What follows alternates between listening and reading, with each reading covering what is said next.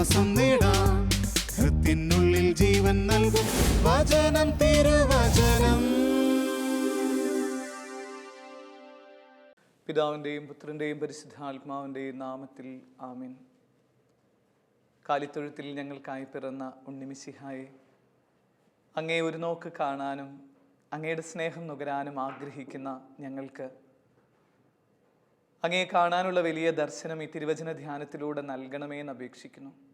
മരിക്കുന്നതിന് മുൻപെങ്കിലും ഈശോയെ കൺകുളിർക്കെ കണ്ടതിൻ്റെ ഒരാനന്ദവും ഒരാത്മനിർവൃതിയും ഞങ്ങൾക്ക് നൽകി ഞങ്ങളെ സ്വർഗഭാഗ്യത്തിന് അർഹരാക്കി തീർക്കാൻ ഞങ്ങളുടെ യാത്രകൾ, ഞങ്ങളുടെ ആത്മീയ ജീവിതം കാരണമായി തീരട്ടെ. പരിശുദ്ധ അമ്മേ, ഉണ്ണിമിശിഹായെ കയ്യിലെടുത്ത പരിശുദ്ധ അമ്മേ, ഞങ്ങൾക്ക് വേണ്ടി മാധ്യസ്ഥം അപേക്ഷിക്കുകയും ഈ തിരുവചന ധ്യാനം ശ്രവിക്കാനുള്ള ചൈതന്യം ഞങ്ങളിൽ സന്നിവേശിപ്പിക്കുകയും ചെയ്യണമേ. ആമേൻ. വിശുദ്ധ മത്തായി അറിയിച്ച നമ്മുടെ കർത്താവ് ഈശോ മിശിഹായുടെ പരിശുദ്ധ സുവിശേഷം അധ്യായം 1:18 മുതലുള്ള തിരുവചനങ്ങൾ. യേശുക്രിസ്തുവിൻ്റെ ജനനം ഇപ്രകാരമായിരുന്നു. അവൻ്റെ മാതാവായ മറിയവും ജോസഫും തമ്മിലുള്ള വിവാഹ നിശ്ചയം കഴിഞ്ഞിരിക്കെ അവർ സഹവസിക്കുന്നതിന് മുമ്പ് അവൾ പരിശുദ്ധാത്മാവിനാൽ ഗർഭിണിയായി കാണപ്പെട്ടു. അവളുടെ ഭർത്താവായ ജോസഫ് നീതിമാനാകയാലും അവളെ അപമാനിതയാക്കാൻ ഇഷ്ടപ്പെടായകയാലും അവളെ രഹസ്യമായി ഉപേക്ഷിക്കാൻ തീരുമാനിച്ചു. അവൻ ഇതേക്കുറിച്ച് ആലോചിച്ചു കൊണ്ടിരിക്കെ കർത്താവിൻ്റെ ദൂതൻ സ്വപ്നത്തിൽ പ്രത്യക്ഷപ്പെട്ട് അവനോട് പറഞ്ഞു, ദാവീദിൻ്റെ പുത്രനായ ജോസഫ്, മറിയത്തെ ഭാര്യയായി സ്വീകരിക്കാൻ ശങ്കിക്കേണ്ട. അവൾ ഗർഭം ധരിച്ചിരിക്കുന്നത് പരിശുദ്ധാത്മാവിൽ നിന്നാണ്. അവളൊരു പുത്രനെ പ്രസവിക്കും. നീ അവന് യേശു എന്ന് പേരിടണം. എന്തെന്നാൽ അവൻ തൻ്റെ ജനത്തെ അവരുടെ പാപങ്ങളിൽ നിന്ന് മോചിപ്പിക്കും. കന്യക ഗർഭം ധരിച്ച് ഒരു പുത്രനെ പ്രസവിക്കും. ദൈവം നമ്മോട് കൂടെ എന്നർത്ഥമുള്ള എമ്മാനുവേൽ എന്ന് അവൻ വിളിക്കപ്പെടുകയും എന്ന് കർത്താവ് പ്രവാചകൻ മുഖേന അരുൾ ചെയ്തത് പൂർത്തിയാകാൻ വേണ്ടിയാണ് ഇതെല്ലാം സംഭവിച്ചത്. ജോസഫ് നിദ്രയിൽ നിന്നുണർന്ന് കർത്താവിൻ്റെ ദൂതൻ കൽപ്പിച്ചതുപോലെ പ്രവർത്തിച്ചു. അവൻ തൻ്റെ ഭാര്യയെ സ്വീകരിച്ചു. പുത്രനെ പ്രസവിക്കുന്നതുവരെ അവളെ അവൻ അറിഞ്ഞില്ല. അവൻ ശിശുവിന് യേശു എന്ന് പേരിട്ടു. മിശിഹായിൽ ഏറ്റവും സ്നേഹം നിറഞ്ഞ ശാലോം TV പ്രേക്ഷകരെ, ഓരോ മനുഷ്യ ജന്മത്തിൻ്റെയും ഏറ്റവും വലിയ സുഹൃതം എന്ന് പറയുന്നത് മിശിഹായെ കാണുക, മിശിഹായുടെ അനുഭവം സ്വന്തമാക്കുക എന്നുള്ളതാണ്.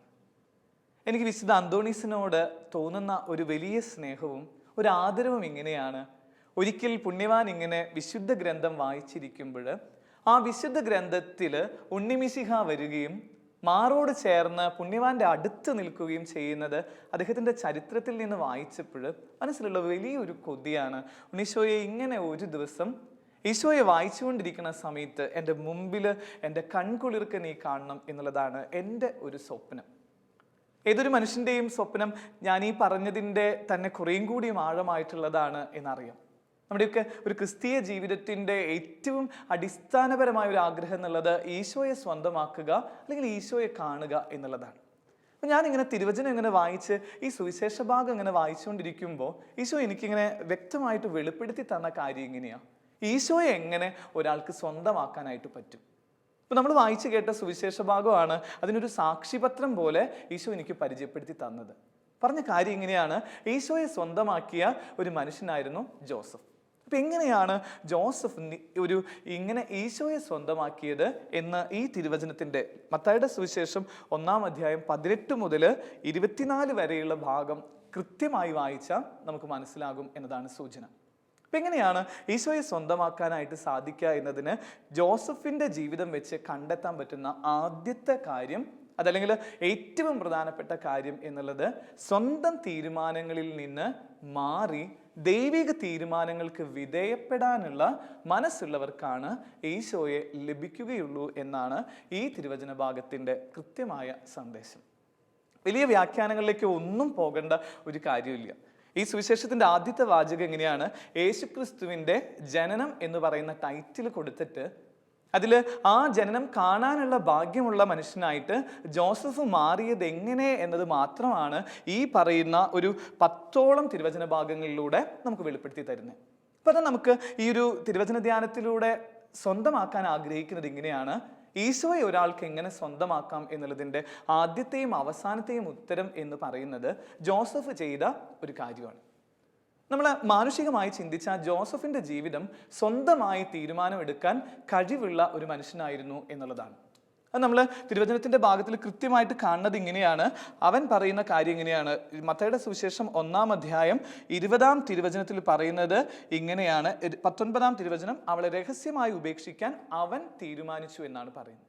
അതായത് ജോസഫിന്റെ ഒരു തീരുമാനം, ഒരു വ്യക്തമായ ഒരു തീരുമാനമെടുത്ത മനുഷ്യനായിരുന്നു ജോസഫ്. സ്വന്തമായിട്ട് തീരുമാനമെടുത്തേ.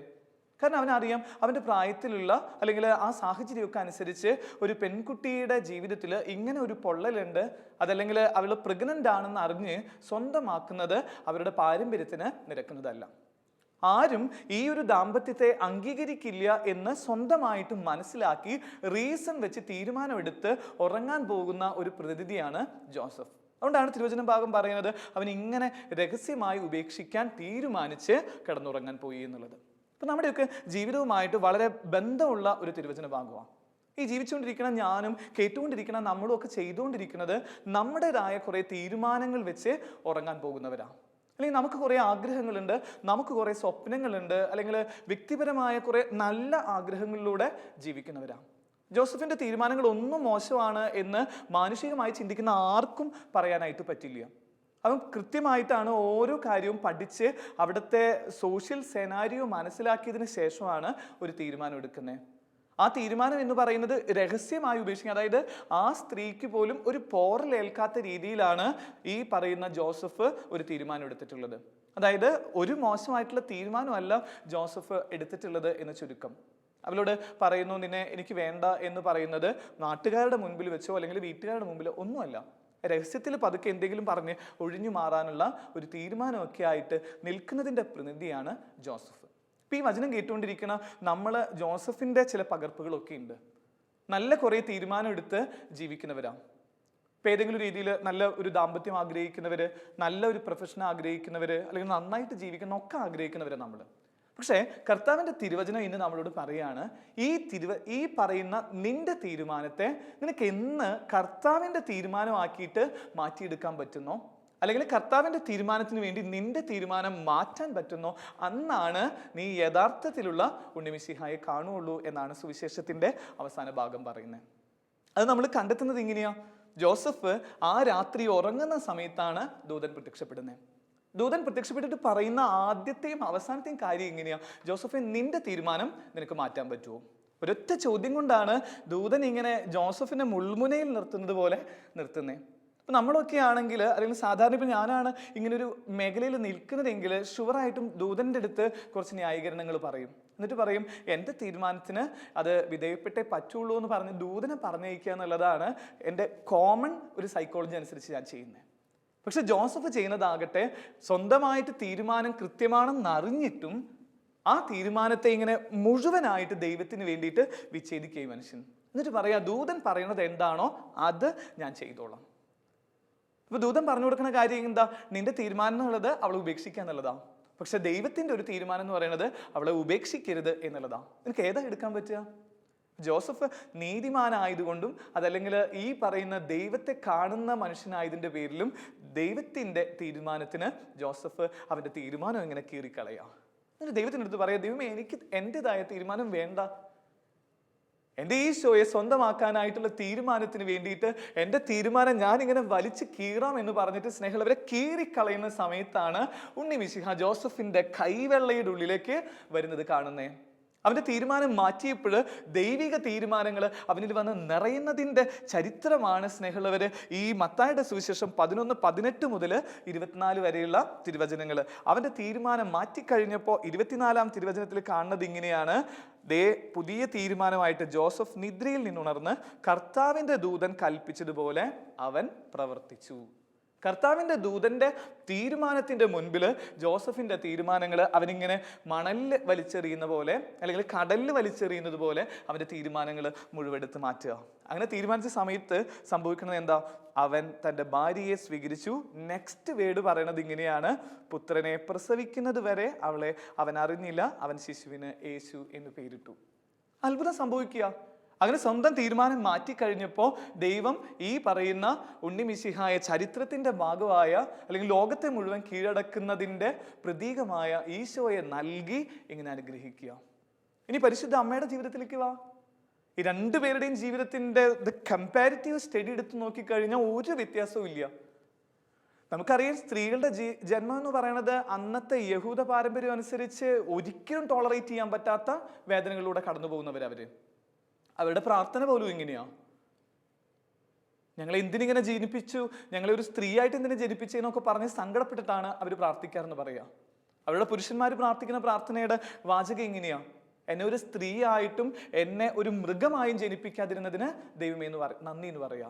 അത്രയും മോശമായിട്ടാണ് സ്ത്രീകളെ ചിത്രീകരിക്കുന്ന കാലഘട്ടത്തിലാണ് ഈ പാവം കന്യകാമേരി ജീവിച്ചിട്ട് ഇങ്ങനെ ഒരു കാര്യം പറയണേ. സമൂഹത്തിന്റെ മുൻപിൽ ഏറ്റവും മോശപ്പെടാൻ, അതായത് കല്ലെറിഞ്ഞ് കൊല്ലാനുള്ള ഒരു കാര്യമാണ് അവളുടെ തീരുമാനം മാറ്റുന്നത് വഴിയായിട്ട് സംഭവിക്കാൻ പോകുന്നത്. ദൂതൻ വന്നിട്ട് ചോദിക്കുക, മോളെ ഒരു തീരുമാനമുണ്ട്. ആ തീരുമാനം നിന്റെ ചങ്ക് തകർക്കണ തീരുമാനമാ.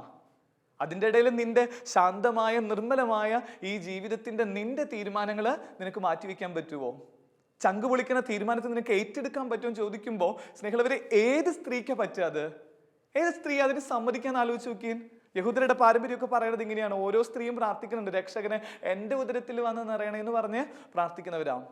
എന്നിട്ട് എന്തുകൊണ്ട് അവരുടെ ഒന്നും ഉദരത്തിൽ ഉണ്ണിമിശിഹ പിറക്കാതെ പോയി എന്നതിന് ഉത്തരമായിട്ട് ബൈബിൾ പണ്ഡിതർ പറഞ്ഞുകൊണ്ടിരിക്കണ വ്യാഖ്യാനം ഇത്രയാ. പലരുടെയും മുമ്പിൽ ഇങ്ങനെ ചെല്ലുമ്പോൾ ആ സ്ത്രീകളെല്ലാം പറയും, ഞങ്ങളുടെ തീരുമാനം ഇതാ എന്ന് പറഞ്ഞ് അവരിങ്ങനെ മാറ്റുക. Only mother Mary told. Mother Mary ആയ പരിശുദ്ധ അമ്മ മാത്രമാണ് ഇങ്ങനെ പറയുന്നുള്ളൂ, എൻ്റെ തീരുമാനം വേണ്ട, ലെറ്റ് ഇറ്റ് ബി ഡൺ. ഫിയത്ത്, ആ വാക്കിന്റെ അർത്ഥം എങ്ങനെയാ? ഫിയത്ത് എന്ന് പറഞ്ഞാൽ എന്താ? കർത്താവേ, നിന്റെ തീരുമാനം എന്താണോ അത് എന്നിൽ നിറവേറട്ടെ. അതെത്ര ചങ്ക് പൊളിയണതാണെങ്കിലും ഞാനത് എടുത്തോളാം എന്ന് പറയുന്ന ഒരു ആത്മീയതയാണ് സ്നേഹമുള്ളവരെ ഉണ്ണിമിശിഹായ്ക്ക് ജന്മം കൊടുക്കാനുള്ള ഭാഗ്യം പരിശുദ്ധ മറിയത്തിലേക്ക് എത്തി നിൽക്കുന്നത്. ഈ ഒരു തിരുവചനത്തിലൂടെ കടന്നു പോകുന്ന ഓരോ മനുഷ്യരും ആലോചിക്കേണ്ട ഒരു കാര്യം ഇങ്ങനെയാണ്: സ്വന്തം കാര്യത്തിൽ സ്റ്റിക്ക് ഓൺ ചെയ്ത് കഴിഞ്ഞാൽ മിശിഹായെ കാണാൻ പോയിട്ട് മിശിഹ എന്ന് പറയുന്ന വാക്ക് പോലും ഉച്ചരിക്കാനുള്ള ഒരു ഭാഗ്യം ഉണ്ടാവില്ല. ഇനി മറിച്ച് ഈ തീരുമാനങ്ങളെയൊക്കെ പതുക്കെ മാറ്റിക്കഴിയുമ്പോഴോ, അതിങ്ങനെ ബൈബിളിൽ ഇങ്ങനെ നമ്മളുടെ ഒരു ലെവലിൽ നിൽക്കുന്ന ഒരു കഥാപാത്രത്തെ ഇങ്ങനെ ഞാൻ ഇപ്പോഴും ഓർക്കാറുണ്ട്. അവളുടെ പേര് സലോമി എന്നാണ്. പാവം സലോമിയ. കാരണം മക്കളെയൊക്കെ അത്രയും ആഴത്തിൽ സ്നേഹിക്കണ ഒരമ്മയാണ്. റെക്കമെൻഡേഷൻ ലെറ്ററുമായിട്ട് ഇറങ്ങിപ്പോണ ബൈബിളിൽ ആദ്യത്തെ കഥാപാത്രം വേണമെങ്കിൽ ഇവളെ നമുക്ക് സൂചിപ്പിക്കാം. ഈ സ്കൂളൊക്കെ തുറക്കുന്ന സമയത്ത് നമ്മുടെ അടുത്തേക്ക് കുറേ അമ്മമാർ വരും, എൻ്റെ മോൾക്ക് സീറ്റിന് വേണ്ടിയിട്ട് അച്ഛൻ ഒപ്പിട്ട് തരുമോ എന്ന് പറയുന്ന അതേ പ്രതീകമായിട്ടാണ് ഈ സലോമി നിൽക്കുന്നത്. അവൾ ചെല്ലണത് എവിടേക്ക്? കർത്താവിൻ്റെ അടുത്തേക്ക് ഒരു സ്വന്തം തീരുമാനമായിട്ട് ചെല്ലുക. ചെല്ലണ തീരുമാനം എന്താ? കർത്താവെ, എൻ്റെ മോനെ ഇടത്തും ഈ മോനെ ഇടത്തും ആ മോനെ വലത്തും വശത്തിരുത്തോ. ഇത് അവളുടെ ഒരു തീരുമാനമാണ്. അപ്പോൾ ദൈവം എന്ത് ചെയ്യണത്? മിശിഹ എന്താ ചെയ്യണേ? അവളുടെ ആ തീരുമാനത്തെ ഇങ്ങനെ അത്രയും ആക്ഷേപിക്കുന്ന രീതിയിൽ പറഞ്ഞ് ഇറക്കി വിടുക. അപ്പം ഞാൻ വിചാരിച്ചു, പിന്നെ അതോട് കൂടിയിട്ട് അവളുടെ ജീവിതം തീർന്നു, അല്ലെങ്കിൽ ബൈബിളിൽ ഇനി കാണില്ല എന്ന് പറഞ്ഞിട്ട് ഒരിക്കലും ഇങ്ങനെ വായിച്ചു നോക്കുമ്പോൾ പിന്നെ കാണുന്നത് ഈ പറയുന്ന സലോമിയെ കണ്ടെത്തുന്നത് എവിടെയാണെന്നറിയോ? കർത്താവിൻ്റെ കുരിശിൻ്റെ ചുവട്ടിൽ സലോമിനെ കാണുന്നുണ്ട്. അതാദ്യം അവൾ എന്തായിരുന്നു? അവളുടെ ജീവിതം എന്ന് പറയുന്നത് ഏറ്റവും ശക്തമായിട്ട് സ്വന്തം തീരുമാനത്തിൽ സ്റ്റിക്ക് ഓൺ ചെയ്തിരുന്ന ഒരു സ്ത്രീ ആയിരുന്നു ഈ പറയുന്ന സലോമി. തൻ്റെ മക്കളെ വലുതാക്കി കണ്ട് തങ്ങളുടെ മക്കളാണ് ഏറ്റവും വലുത് എന്ന് പറഞ്ഞ് അവളുടേതായ സ്വർഗരാജ്യം പോലെയുള്ള ജീവിതം പോലെ നയിച്ചുകൊണ്ടിരുന്ന സലോമിയുടെ അടുത്ത് ഈശോ പറയുന്ന കാര്യം എങ്ങനെയാണ്? നിന്റെ തീരുമാനം നിനക്ക് ഉപേക്ഷിക്കാൻ പറ്റുമോ? നിന്റെ മക്കൾക്ക് വേണ്ടിയിട്ട്, നിന്റെ ജീവിത പങ്കാളിക്ക് വേണ്ടി, നിന്റെ സഹോദരങ്ങൾക്ക് വേണ്ടിയിട്ട് നിന്റെ തീരുമാനം നീ മാറ്റിക്കോ എന്ന് പറഞ്ഞപ്പോൾ ഈ പറയുന്ന സലോമി അതിന് ആ സന്നിധിയിൽ നിന്ന്, ഈശോയുടെ സന്നിധിയിൽ നിന്ന് ഇറങ്ങിപ്പോവാം. ഇറങ്ങിപ്പോണത് എന്താണെന്നറിയോ? സ്വന്തം തീരുമാനം ഈശോ മിശിഹായുടെ കാൽച്ചുവട്ടിൽ വെച്ചിട്ട് പറയാ. തിരുവചനത്തിൽ നമ്മൾ അങ്ങനെ ഒരു വ്യാഖ്യാനം ഇല്ലെങ്കിൽ പോലും അതിൽ നിന്ന് കണ്ടെത്തുന്ന വ്യാഖ്യാനത്തിന്റെ പാരമ്പര്യങ്ങൾ പറയുന്നത് ഇങ്ങനെയാണ്. പിന്നെ ഈ സലോമി ഇറങ്ങിപ്പോകുന്നത് ഇങ്ങനെ പറഞ്ഞിട്ടാ: എൻ്റെ മോനെ, ഈശോയെ നിനക്ക് ഇഷ്ടമുള്ളതുപോലെ എടുത്തോ. എൻ്റെ മോനെ നിനക്ക് എവിടെ വേണമെങ്കിലും ഇരുത്താം. അവനെ വലത്തെടുത്തെന്നോ ഇടത്തെടുത്തെന്നോ ഒന്നും ഞാനിനി പറയുന്നില്ല. ഈശോയുടെ ഇഷ്ടം നിറവേറട്ടെ എന്ന് പറഞ്ഞിട്ട് അവൾ ഇറങ്ങിപ്പോവാം. അങ്ങനെ സ്വന്തം തീരുമാനം മാറ്റിവെച്ച് കഴിഞ്ഞപ്പോഴാണ് സ്നേഹമുള്ളവരെ സലോമിയുടെ ജീവിതം പിന്നെ അനുഗ്രഹത്തിന്റെ ജീവിതമാവണേ. ഈശോയുടെ കുരിശിന്റെ ചൂട്ടില് അവളുണ്ട്. അവള് പറഞ്ഞ അവളുടെ ആഗ്രഹങ്ങൾ കർത്താവ് ദൈവികമായ തീരുമാനമാക്കിയിട്ട് മാറ്റുക. എന്താ സംഭവിക്കണേ? സലോമിയുടെ മകനായ യോഹന്നാൻ അവളുടെ മാറിൽ കയറി കിടക്കല്ലേ. അവളുടെ ആഗ്രഹം എന്തായിരുന്നു? അവളുടെ തീരുമാനം എങ്ങനെയായിരുന്നു? ഇവിടെ ഇരുത്ത് എന്നായിരുന്നു. ആ തീരുമാനം അവൾ പറഞ്ഞു വേണ്ട, ഈശോയുടെ തീരുമാനത്തിന് മാറ്റാന്ന് പറഞ്ഞു കഴിഞ്ഞപ്പോൾ ഈശോ എന്ത് ചെയ്യുക? അവിടെ ഇരുത്താതെ മടിയിൽ കയറ്റിയിരുത്തുന്ന ഈശോയാ. മടിയിൽ കയറ്റിയെടുത്തിട്ട് പറയാം, നെഞ്ചിൽ ഇങ്ങനെ ചേർന്ന് എടുക്കുക. സുവിശേഷം വായിച്ചു കഴിഞ്ഞാൽ അങ്ങനെയല്ലേ ഫീൽ ചെയ്യണം നമുക്ക്. കൃത്യമായിട്ട് പറയാം. അത്ര നേരം ബാക്കിയുള്ള ശിഷ്യന്മാരൊക്കെ ഇങ്ങനെ സൈഡിൽ പദഞ്ചാരി നിൽക്കുമ്പോൾ പെസഹായുടെ സൗഹൃദങ്ങളുടെ വിരുന്നുമേശയിൽ യോഹന്നാൻ കിടക്കുന്നത് എവിടെയാണെന്നറിയോ? ഈശോയുടെ നെഞ്ചിൽ ചാരി കിടക്കുക. എന്നിട്ട് അവനത് ഭംഗിയായിട്ട് എഴുതി വെക്കുന്നുണ്ടേ. എഴുതി വെക്കണ കാര്യം എങ്ങനെയാ? ഈശോയെ സ്നേഹിച്ച പ്രിയ ശിഷ്യനായ യോഹന്നാൻ ഈശോയുടെ മാറിൽ ചാഞ്ഞ് കിടന്നു. ഇതെങ്ങനെ ഇങ്ങനെ ഒരു ഭാഗ്യം സംഭവിച്ചതെന്ന് ചോദിക്കുമ്പോൾ അവൻ്റെ തീരുമാനം, അവൻ്റെ അമ്മയുടെ തീരുമാനം ഒക്കെ ഇങ്ങനെ മാറ്റുന്ന സമയത്ത് സംഭവിച്ച കാര്യമാണ്. ഇപ്പം ഈ വചനം കേട്ടുകൊണ്ടിരിക്കുന്ന സ്നേഹം നിറഞ്ഞ ഒത്തിരി ആത്മീയതയുള്ളവരോട് ഇന്ന് ഈ സുവിശേഷം നമ്മളോട് പറയുന്ന കാര്യം എങ്ങനെയാണ്? ഒരുപക്ഷെ നമ്മളെടുത്ത കുറേ തീരുമാനങ്ങളൊക്കെ ഉണ്ടാവും, നമ്മളുടെ കുറേ ആഗ്രഹങ്ങളൊക്കെ ഉണ്ടാവും. അതൊക്കെ തകർന്നിട്ടായിരിക്കും ഒരുപക്ഷെ ഈ വചനം കേൾക്കാനായിട്ട് എൻ്റെ മുമ്പിൽ ഇരിക്കുന്ന അനേകർ. അല്ലെങ്കിൽ നമ്മളുടെ കുറേ സ്വപ്നങ്ങളൊക്കെ പൊലിഞ്ഞു പോയതിൻ്റെ, ഒരിടത്തും എത്താത്തതിൻ്റെയൊക്കെ വേവലാതിയോടുകൂടെ ഇനി എന്ത് ചെയ്യണം എന്നുള്ള ആഗ്രഹത്തിലിരിക്കുന്നതാണ്. പക്ഷെ ഇന്ന് സുവിശേഷം നിന്റെ മുൻപിലേക്ക് ഒരു വരപ്രസാദം പോലെ വന്നിട്ട് പറയാം, സാരില്ല, അതൊക്കെ നിന്റെ തീരുമാനമായിരുന്നില്ലേ, നിന്റെ തീരുമാനമായിരുന്നില്ലേ, ഇനി എൻ്റെ തീരുമാനത്തിന് നീ കീഴ്പ്പെട്. എൻ്റെ തീരുമാനത്തിൻ്റെ മുമ്പിൽ നിനക്കൊന്ന് ശാന്തമായിട്ടിരിക്കാൻ നിനക്ക് പറ്റുമോ? ഈശോ ചോദിക്കുക, എൻ്റെ അടുത്ത് നീ ഇരുന്നേ, do you really love me? നീ എന്നെ സ്നേഹിക്കേ? നിനക്ക് എന്നെ സ്നേഹിക്കാൻ പറ്റുമോ? പത്രോസ് അവൻ്റെ തീരുമാനങ്ങളിൽ നടക്കുന്ന സമയത്ത്, അവനിങ്ങനെ വള്ളവും വഞ്ചിയും കാര്യങ്ങളും ഒക്കെ ആയിട്ട് നടക്കുന്ന സമയത്ത് ഈശോ പറയണേ, നിനക്ക് എൻ്റെ തീരുമാനത്തിന് വിടാൻ പറ്റുമോ? പത്രോസ് അത് വിട്ട് കളഞ്ഞില്ലേ? വഞ്ചിയും വലയും ഒക്കെ ഉപേക്ഷിച്ച് ദൈവത്തിൻ്റെ തീരുമാനത്തിലേക്ക് വന്നപ്പോൾ അവൻ അനുഗ്രഹങ്ങൾ നിറയാം. സാവൂള് സ്വന്തം തീരുമാനം എടുത്തിട്ട് ക്രിസ്ത്യാനികളെ കൊല്ലാൻ പോയ മനുഷ്യനല്ലേ? അങ്ങനെ കൊല്ലാൻ പോകുന്ന സമയത്താണ് ഒരു ദിവസം പോകുന്ന വഴിയിലെ കുതിരപ്പുറത്ത് വെച്ചിട്ട് ഈശോ ചോദിക്കണേ, സാവൂൾ സാവൂൾ നീ എന്തിനാ, നിന്റെ തീരുമാനമാണോ ഇത്? സാവൂൾ പറയുന്നുണ്ട്, എക്സ്പ്ലിസിറ്റ് ആയിട്ട് പറഞ്ഞുകൊണ്ടിരിക്കുന്നത് അതെങ്ങനെയാ? Yes, this is my decision, this is my decision. ഈശോ ചെയ്യണ എന്താ? പതുക്കെ അവൻ അതിൻ്റെ മുകളിൽ നിന്ന് തട്ടിയിടുക. എന്നിട്ട് പറയാ, എന്തിനാ സാവൂളെ, എന്തിനാ ഇത്? ഇതിൻ്റെ ആവശ്യമുണ്ടോ നിനക്ക്? കുറച്ചു നേരം കഴിഞ്ഞപ്പോഴാ സാവൂളിനൊരു വെട്ടം കിട്ടുന്ന പോലെ പതുക്കെ മനസ്സിലാവണേ, ഇനി എൻ്റെ തീരുമാനം വേണ്ട, ഇനി ഈശോയുടെ തീരുമാനം. ആ തീരുമാനത്തിന് സ്വയം ഇങ്ങനെ കീഴ്പ്പെട്ട് കഴിഞ്ഞപ്പോൾ പിന്നെ സാവൂൾ ഇങ്ങനെ പൗലോസായിട്ട് കുതിച്ച് ചാടുകയല്ലേ. 3 പ്രേക്ഷിത യാത്രയെ നടത്തുന്നതേ. നമ്മൾ ഇന്ന് കാണുന്ന പ്രേക്ഷിത യാത്ര പോലത്തെ ഒന്നും അല്ല പറയണത്. അത്രയും വിധേയപ്പെട്ടുള്ള യാത്ര നടത്തുക. 1 കുറേയുടെ 41 തവണ അടി കിട്ടുന്നു, വെള്ളത്തിൽ ഇങ്ങനെ ഫ്ലോട്ട് ചെയ്ത് കിടക്കുന്നു. It is not easy, only because of Jesus. ക്രിസ്തുവിൻ്റെ തീരുമാനത്തിന്, the decision of Christ is so important than me. എന്നെക്കാൾ വലിയ, എൻ്റെ തീരുമാനങ്ങളെക്കാൾ വലിയ തീരുമാനവും പ്രതിബന്ധങ്ങളില്ലാത്ത ദൈവത്തിൻ്റെ കാരുണ്യമാണെന്ന് പറഞ്ഞിട്ട്, അല്ലെങ്കിൽ തീരുമാനം എന്ന് പറഞ്ഞിട്ട് ഈ പറയുന്ന സാവൂൾ ഇങ്ങനെ പൗലോസായിട്ട് തീരുക. അന്നു മുതൽ പൗലോസിനെ ദൈവം ഇങ്ങനെ എടുത്തുയർത്തി അത്രയും സഭകളുടെ, കൊറിന്തോസ് സഭയാവട്ടെ അല്ലെങ്കിൽ ആ കാണുന്ന റോമിലെ സഭയാവട്ടെ, എല്ലാവരുടെയും നേതാവാക്കിയിട്ട് അവനെ മാറ്റുക. ഇനി നമ്മുടെ ജീവിതത്തിലേക്ക് ഒന്ന് വന്നേ. അത് കഴിഞ്ഞ ദിവസം ഇങ്ങനെ വായന കിട്ടിയത് എങ്ങനെയാണ്? ആ ഫൗസ്റ്റീന എന്ന് പറഞ്ഞിട്ടുള്ള ഒരു വ്യക്തിനെ നമുക്കൊക്കെ അറിയില്ലേ, കരുണയുടെ കൊന്ത ലോകത്തിന് സമ്മാനിച്ച. അപ്പോൾ ഈ സിസ്റ്ററെ കുറിച്ച് കാര്യം ഇങ്ങനെയായിരുന്നു. സിസ്റ്ററിൻ്റെ ആദ്യത്തെ ഒക്കെ ആഗ്രഹം സ്വന്തം തീരുമാനത്തിൽ കുറേ നാൾ നടന്ന ഒരു സിസ്റ്ററായിരുന്നു. ലോകം അറിയപ്പെടുന്ന വ്യക്തിയായിട്ട് തീരണം എന്നൊക്കെ ആഗ്രഹിച്ച് സ്വന്തം അനുഭവങ്ങളിലൂടെ ജീവിച്ച സ്ത്രീയാണ്. അപ്പോൾ ആ സമയത്ത് അങ്ങനെ നടക്കുമ്പോഴൊന്നും ഒരിടത്തും വലുതാവാനോ ഒന്നും ആവാനായിട്ട് സിസ്റ്ററിന് പറ്റുന്നില്ല. ഒരു ദിവസം ഇങ്ങനെ കരുണാവായനായി ഈശോ ചോദിച്ചു, മോളെ ഫൗസ്റ്റീന, നിനക്ക് എനിക്ക് വേണ്ടിയിട്ട് ജീവിക്കാൻ പറ്റുമോ? നിന്റെ തീരുമാനങ്ങളൊന്ന് മാറ്റിയിട്ട് നീ ഒന്ന് സ്വസ്ഥമായിട്ട് എനിക്ക് വേണ്ടി ജീവിച്ചു തുടങ്ങാനായിട്ട് ഫൗസ്റ്റീനോട് പറയുക. അങ്ങനെ ഫൗസ്റ്റീന ജീവിച്ചു തുടങ്ങി നാളുകൾ കുറേ കഴിയുമ്പോഴാണ് കർത്താവ് അവൾക്കൊരു തീരുമാനം പോലെ ഈശോയെ കൊടുക്കുന്നത്. കരുണയുടെ ജപമാല കൊടുത്തിട്ട് പറഞ്ഞു, നീ ഇത് ലോകത്തെ അറിയിക്കുക. അവളുടെ തീരുമാനങ്ങൾ മാറിക്കഴിഞ്ഞപ്പോൾ ദൈവം അവൾക്ക് കൊടുത്തിട്ട് പറഞ്ഞു, കരുണയുടെ ജപമാല നീ ലോകത്തിന് കൊടുക്കുമെന്ന് പറഞ്ഞിട്ട് ഇന്ന് കരുണയുടെ ജപമാല ചൊല്ലുന്നവരൊക്കെ ഈ ഫൗസ്റ്റീനെ ഓർക്കുന്നുണ്ട്. കാരണം എന്താ? ഇവള് വഴിയായിട്ട് ദൈവം ഇങ്ങനെ ഒരു അത്ഭുതത്തിന്റെ പ്രവൃത്തി ലോകത്തിൽ അങ്ങോളം ഇങ്ങോളം ചെയ്തുകൊണ്ടിരിക്കുക. ഈ ഒരു തിരുവചനത്തിന്റെ ഒരു വ്യാഖ്യാനത്തിന്റെ ആദ്യത്തെ ഭാഗത്തിലൂടെ കടന്നു പോകുമ്പോൾ സത്യമായിട്ട് ഈ ഒരു ചോദ്യം ഒന്ന് ചോദിക്കട്ടെ. നീ ഇപ്പോഴും നിന്റെ തീരുമാനങ്ങളിലൂടെ ഇനിയല്ലേ നടക്കണേ? ചിലപ്പോഴൊക്കെ ഞാനിങ്ങനെ ഈശോയുടെ മുമ്പിലിരുന്ന് കരയാറുണ്ട്. കരണകാര്യം ഇങ്ങനെയാ പറയണതൊക്കെ ഞാനിങ്ങനെ ദൈവിക കാര്യങ്ങളും അല്ലെങ്കിൽ ദൈവത്തിന്റെ തീരുമാനങ്ങൾക്കെന്നൊക്കെ പറഞ്ഞിട്ട് അത് ചില തീരുമാനങ്ങളൊക്കെ പാളിപ്പോകുമ്പോൾ എന്തൊക്കെയാ ഞാൻ കാണിച്ചു കൂട്ടണേ. പറയാത്ത കുറ്റങ്ങളില്ലേ? ഈശോയെ പോലും മാതാവിനെ പോലും ഒക്കെ കുറ്റം പറയണ വ്യക്തിയായിട്ട് ഞാൻ തീരുക. അപ്പം അതെങ്ങനെയാണ് സ്നേഹമുള്ളവരെ മാറ്റുക എന്ന് രണ്ട് കാര്യങ്ങൾ കൊണ്ട് നമ്മുടെ തീരുമാനങ്ങളെയൊക്കെ ഒന്ന് മാറ്റി ബാപ്റ്റൈസ് ചെയ്യാനായിട്ട് പറ്റും. നമ്മുടെ തീരുമാനങ്ങളിൽ നിന്ന് മാറാനുള്ള ഒന്നാമത്തെ സാധ്യത എന്ന് പറയുന്നത് സ്വന്തം തീരുമാനങ്ങൾക്ക് അല്പായുസമുള്ളതെന്ന് ആദ്യം പഠിപ്പിക്കുക എന്നുള്ളതാണ്. നമ്മൾ എടുത്ത തീരുമാനങ്ങൾക്ക് നമുക്കറിയാം ഇത്ര നാൾക്ക് പോയിട്ട് എന്ത് തീരുമാനം എത്തിയേ. ചിലവരൊക്കെ വന്നിട്ട് എൻ്റെ അടുത്ത് പറയാറുണ്ട്, അച്ഛാ ഒക്കെ പെട്ടുപോയി കല്യാണം കഴിഞ്ഞിട്ട്, കല്യാണം കഴിക്കുന്നതിന് മുമ്പൊക്കെ ഇതൊക്കെയായിരുന്നു സത്യം എന്നൊക്കെ വിചാരിച്ചിട്ട് സ്വന്തം തീരുമാനം എടുത്തിട്ട് കെട്ടിയതാ. ആ കെട്ടിക്കഴിഞ്ഞിട്ട് 2 വർഷം കഴിയുമ്പോഴേക്കും അറിയാം ആ എടുത്ത തീരുമാനമൊക്കെ പോയി. ചില മക്കൾ ജീസസ് യൂത്തിലൊക്കെ തിളക്കണ ചോരയുള്ള ഈശോയെ സ്വന്തമാക്കിയവർ വന്നിട്ട് ഇതേ കാര്യം തന്നെ എൻ്റെ അടുത്ത് പറയുന്നുണ്ട്, അച്ഛാ എൻ്റെ ഭാര്യ എന്ന് പറയുന്നത് മാതാവിനെ പോലെയാ. അതെങ്ങനെയാ അവന് പറയാൻ പറ്റുന്നതെന്ന് ചോദിക്കുമ്പോൾ ഇവൻ പറയണ കാര്യം എന്താണെന്നറിയോ, അച്ഛാ ഇതൊന്നും ഞാനെടുത്ത തീരുമാനമായിരുന്നില്ല, ഇത് അല്പായുസമുള്ളൂ എൻ്റെ തീരുമാനങ്ങൾക്ക് നിറഞ്ഞിട്ട് എൻ്റെ തീരുമാനം ഇങ്ങനെ മാറ്റി വെച്ചതാ. ഞാനിങ്ങനെ മാറ്റി വെച്ചിട്ട് ഈശോയോട് ചോദിച്ചു, ഈശോയെ നിനക്ക് ഇഷ്ടമുള്ള ഭാര്യയെ എനിക്ക് താ. അങ്ങനെ പറഞ്ഞ് ജീവിക്കുന്നവരെ, ഈ ജീവിതത്തിൻ്റെ അല്പായുസ് മനസ്സിലാക്കുന്നവരെ ഇതിൽ നിന്ന് പെട്ടെന്ന് കുറുകെ കിടക്കുന്നുണ്ട്. ഇപ്പം നമുക്ക് ഈ ചെയ്യാനുള്ള ഒരു സാധ്യത ഇങ്ങനെയുള്ളൂ, വെറും ഇനി ഈ ജീവിച്ച അത്രയ്ക്ക് നമ്മൾ ജീവിക്കുമെന്ന് അറിയില്ലല്ലോ. 7 ലക്ഷം മണിക്കൂറൊക്കെ കാൽക്കുലേറ്റ് ചെയ്ത് നോക്കുമ്പോൾ ഒരു മനുഷ്യൻ്റെ ആയുസ് എന്ന് പറയണം 7 ലക്ഷം മണിക്കൂർ.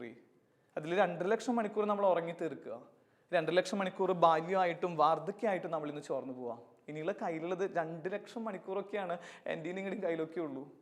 എന്നിട്ട് ഈ 2 ലക്ഷം മണിക്കൂർ നമ്മൾ നമ്മുടെ തീരുമാനങ്ങളിലേക്ക് പോയിട്ട് എവിടെ എത്തുമെന്ന് പറയണ സ്നേഹമുള്ളവര്. അനാദിയോളം കാര്യങ്ങൾ അറിയുന്ന ഈശോയുടെ തീരുമാനമാണോ വലുത്? ഈ ഈശോയെ പോലെയുള്ള, അതല്ലെങ്കിൽ ഒരു മഴയത്ത് വിളഞ്ഞ് അടുത്ത മഴയിൽ വാടിപ്പോണ ചെറിയ പുൽനാമ്പ് പോലെയുള്ള നമുക്ക് എന്ത് തീരുമാനത്തിനുള്ള സാധ്യതയുള്ളത്? ഏതാ എളുപ്പം?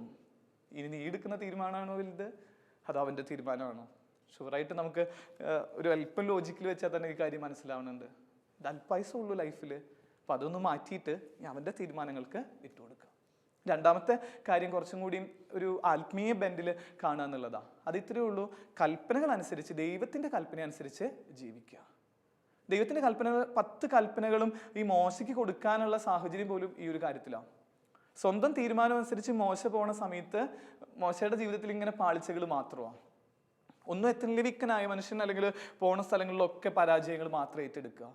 എന്നിട്ട് ഈ ദൈവം മോശയുടെ അടുത്ത് പറയുക, മോശ നിന്റെ തീരുമാനങ്ങളിൽ നിന്ന് ഞാൻ തരണ 10 കൽപ്പനകൾ അനുസരിച്ച് നീ ജീവിക്കുക.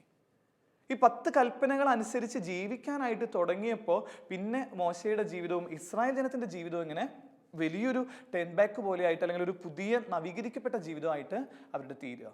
ഇപ്പം ഈ ഒരു വചനം കേട്ടുകൊണ്ടിരിക്കുന്ന നമുക്കുള്ള രണ്ടാമത്തെ സാധ്യത, ഈ തീരുമാനങ്ങളിൽ നിന്ന് ദൈവത്തിൻ്റെ തീരുമാനങ്ങളിലേക്ക് എത്തണമെങ്കിൽ 10 കൽപ്പനകൾ ഇടയ്ക്കിടയ്ക്ക് ഒന്ന് വ്യാഖ്യാനിക്കുക എന്നുള്ളതാണ്. അല്ലെങ്കിൽ ഇടയ്ക്കൊക്കെ ഒന്ന് രാത്രിയൊക്കെ മെഴുപൂട്ടുന്നതിന് മുമ്പ് ഓർക്കുക, 1-ാമത്തെ പ്രമാണവും 2-ാമത്തെ പ്രമാണവും ഈ 10 പ്രമാണങ്ങളൊക്കെ ഞാൻ പാലിക്കുന്നുണ്ടാവും.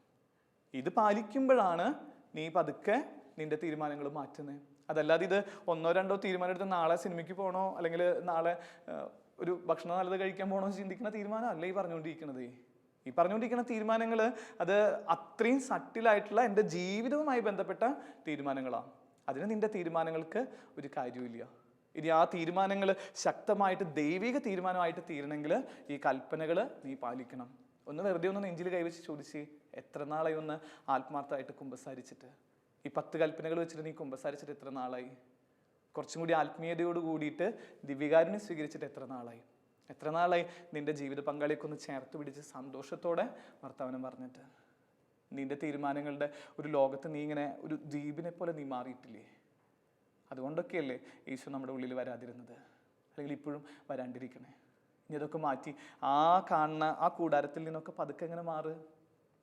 അത് കഴിയുമ്പോൾ അവനിങ്ങനെ നിന്നെ ഒരു ലോകത്തിലേക്ക് പതുക്കെ കൂട്ടിക്കൊണ്ടുപോകും. ആ 3 പേര് ആദ്യം ഒരു സ്ഥലത്തായിരുന്നു അവരുടെ തീരുമാനങ്ങളുടെ വെളിച്ചത്തിൽ. പിന്നെ ഈശോ പറഞ്ഞു, നമുക്ക് പോവാം ഒരു സ്ഥലത്തേക്ക്, ഞാനൊരു സ്ഥലത്തേക്ക് നിന്നെ കൊണ്ടുപോകാം. ആ രൂപാന്തരീകരണത്തിൻ്റെ മലമുകളിൽ വെച്ച്, അത്രയും സ്ഥലത്ത് വെച്ച് ഈശോ അവൻ്റെ പ്രാഭവം അവർക്ക് വെളിപ്പെടുത്തി കൊടുക്കുക. ആ പ്രാഭവത്തിൻ്റെ മുൻപിൽ അവർ പറയുക, ഇന്നോളം ഞങ്ങൾ ഇങ്ങനൊരു ചൈതന്യം കണ്ടിട്ടില്ല, ഇങ്ങനെ ഒരു അവസ്ഥയിലേക്ക് ഞങ്ങൾ എത്തിയിട്ടില്ല. അതിൻ്റെയൊക്കെ നിറവിൽ അവർ പറയണം, ഇവിടെ ഒരു 3 കൂടാരം ഉണ്ടാക്കാന്ന് മാനുഷികമായിട്ട്. അപ്പോഴും ഈശോ പറഞ്ഞു, അത് നിന്റെ തീരുമാനമാണ്, അത് വേണ്ട, നീ എൻ്റെ തീരുമാനത്തിന് വാന്ന് പറഞ്ഞിട്ട് അവരിങ്ങനെ കർത്താവിടത്ത് ഉയർത്തുക. നമുക്ക് പ്രാർത്ഥിക്കാം, ഈ 2 തീരുമാനങ്ങൾക്കനുസരിച്ച് നമ്മുടെ ജീവിതങ്ങൾ പോകരുത്. എൻ്റെയും ദൈവത്തിൻ്റെയും തീരുമാനം ഒരുമിച്ച് പോവില്ല. പക്ഷെ ദൈവത്തിൻ്റെ തീരുമാനത്തിന് നീ വിധേയപ്പെടുക. ഒരു തീരുമാനം വിധേയപ്പെടാനുള്ള 2 സാധ്യതകൾ നമ്മൾ കണ്ടേ. ഒന്ന്, ഈ ജീവിതമൊക്കെ ഇത്രയേ ഉള്ളൂ എന്ന് അറിഞ്ഞിട്ട് ജീവിച്ചു തുടങ്ങുക. ഇത്രയേ ഉള്ളൂ എൻ്റെ ജീവിതം, 60-70 വയസ്സൊക്കെ ഉള്ളൂ, ഞാൻ കുറച്ചും കൂടിയൊക്കെ ഒന്ന് കർത്താവിൻ്റെ ആ ഒരു അനുഭവത്തിലൂടെയൊക്കെ കടന്നു പോകുന്ന അല്പായുസുള്ളൂ എന്ന് പറഞ്ഞിട്ട് ജീവിച്ചു തുടങ്ങുക. അപ്പോൾ തീരുമാനങ്ങൾ പതുക്കെ നമ്മളിൽ നിന്ന് മാറി അത് ദൈവം ഏറ്റെടുത്തോളും. രണ്ടാമത്തെ കാര്യം, കൽപ്പനകൾ ലൈഫിൽ പാലിക്കുക എന്നുള്ളതാണ്. ഈ 2 കാര്യങ്ങൾ നിറവേറ്റുമ്പോൾ മൂന്നാമതായിട്ട് സംഭവിക്കുന്ന കാര്യം ഈശോയെ കാണുക എന്നുള്ളതാണ്. അതിലൊരു സങ്കടമുണ്ട്. ഈ മത്തായിയുടെ സുവിശേഷത്തിൻ്റെ 2-ാം അധ്യായത്തിലൊരു സമാപന കാര്യം കിടക്കുന്നതും കൂടി പറഞ്ഞിട്ട് നമ്മൾ നിർത്തുക. അത് ഹെറോദസിൻ്റെ അനുഭവമാണ്. വാചകം എങ്ങനെയാണ്? ഹെറോദോസ് രാജാവ് അസ്വസ്ഥനായിരുന്നു. കാരണം എന്താ? സ്വന്തം തീരുമാനത്തിൽ നടന്നതിൻ്റെ പേരിൽ ഹെറോദസ് അസ്വസ്ഥനായിരുന്നു. സ്വന്തം തീരുമാനം എടുക്കുന്നവരെ അസ്വസ്ഥരാകും. നമുക്ക് പ്രാർത്ഥിക്കാം. കർത്താവേ, ഇന്ന് മുതൽ എൻ്റെ തീരുമാനങ്ങൾ മാറ്റി നിൻ്റെ തീരുമാനങ്ങൾക്ക് വിധേയപ്പെട്ട് സ്വസ്ഥതയുടെ ഒരു ലോകത്തിലേക്ക് എന്നെ പ്രവേശിപ്പിക്കുകയും ഉണ്ണി മിശിഹായെ കാണാനുള്ള ഭാഗ്യം എനിക്ക് ലഭിക്കുമാറാകട്ടെ, ഇപ്പോഴും എപ്പോഴും എന്നേക്കും.